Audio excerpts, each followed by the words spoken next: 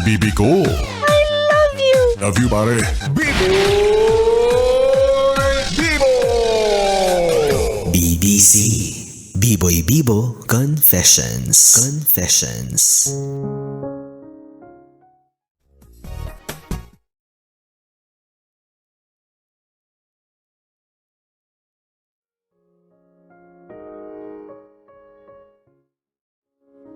Bibi, ito na ang sulat na dapat ay mapakinggan mo.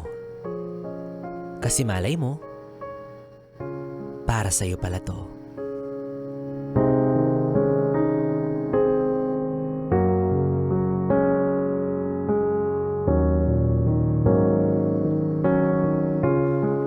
Bigyan mo naman kami ng pagkakataon na maging masaya.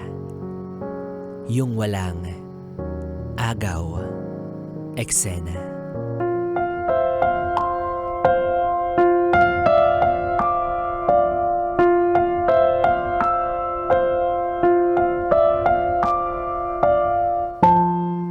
Para sa aming minamahal na kasambahay, Isa, kamusta ka na?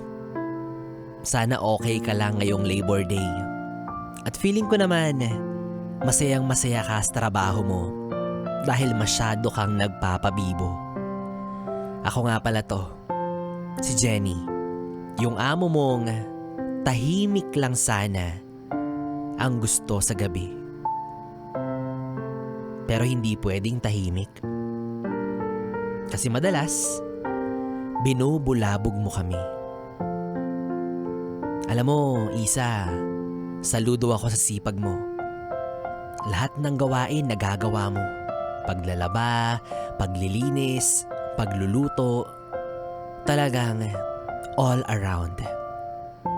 At akalain mo yun, marunong ka rin palang mag-commentary. Kasi pati buhay ng asawa namin, pinapakialaman mo. Kaya may konting concern lang ako.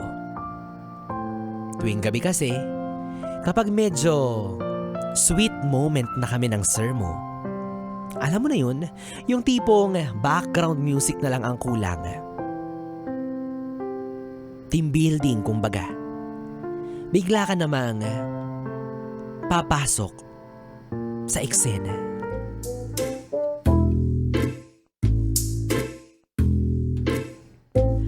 Habang kami ay payapa at talaga namang masayang nag-e-enjoy sa aming ginagawa, bigla ka na lang pumasok at nagtanong ng, "Ma'am, asan po yung takip ng kaldero?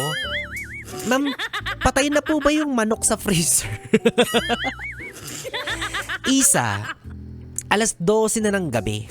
Yung manok panigurado tulog na. Ikaw na lang ang gising, oo. At kami dapat ay busy na sana mag-acrobat sa kama. May pagkakataon pa na bigla kang pumasok sa kwarto para maghanap ng toyo. Isipin mo Isa, 12:00 ng madaling araw, anong gagawin mo sa toyo? Isang beses pa nga, nasa kalagitnaan kami ng tiyug-tiyugan. Bigla kang kumatok at sabay tanong ng, "Ma'am, may narinig po akong kalabog." Oo, Marites, may kalabog talaga. Alam mo kung ano yun? Ikaw yun. Ikaw ang kalabog sa buhay namin. At take note ha, minsan kung kailan nasa climax na ang pelikula, hindi ka lang basta kumakatok. Pumapasok ka pa, na para bang kulang na lang, sumali ka. Alam mo, naiintindihan ko naman na concern ka. Pero sana, next time, kung may maririnig kang kakaiba, isipin mo na lang, hindi ito emergency. May gumagawa lang ng baby. Isa, mahal ka namin. Itinuturing ka naming parte ng pamilya. Pero sana naman, sa gabi, pahinga ka muna sa pagiging extra. Kasi konti na lang, malapit ko nang gawing gabi ang day off mo para lang makapoints ako sa asawa ko. Bigyan mo naman kami ng pagkakataon na maging masaya, yung walang agaw eksena. Kasi imbes na tumirik yung mata ko sa ligaya, mas napapatirik mo yung mata ko dahil sa irita. Sana tandaan mo yan. At sana sa susunod, ang marinig mo na lang sa gabi ay purong katahimikan at ang huni ng mga ibon na nagtutukaan.